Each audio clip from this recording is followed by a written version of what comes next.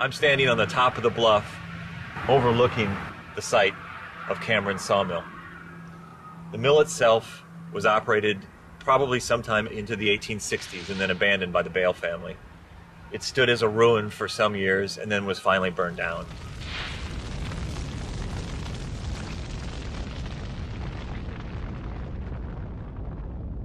But something much more important happened in the 1860s, and of course that was the Civil War and the death of Abraham Lincoln.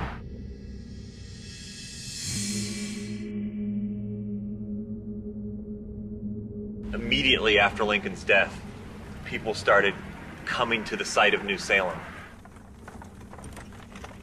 Most of the time, it was people who had known Lincoln and lived here, bringing reporters, bringing writers up to the site of New Salem to talk about Lincoln's humble beginnings.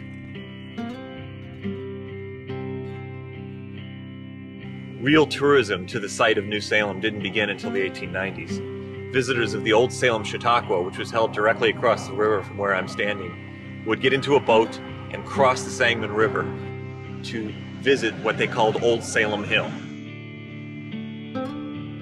Getting up here wasn't easy, however. There were no stairs in the 1890s. You had to scale the side of a very steep bluff. And what was waiting for them at the top wasn't particularly impressive. What had been New Salem had been an empty hilltop for several decades. And there was very little physical evidence of the village of New Salem where Lincoln had lived.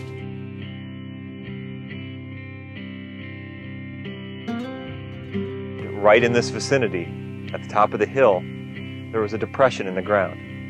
It was kind of washing out of the side of the hill.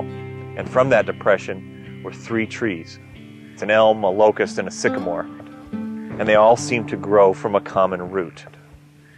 What was significant about that depression was that it was remembered as the site of Denton Offutt's store, where Lincoln got his first job at New Salem.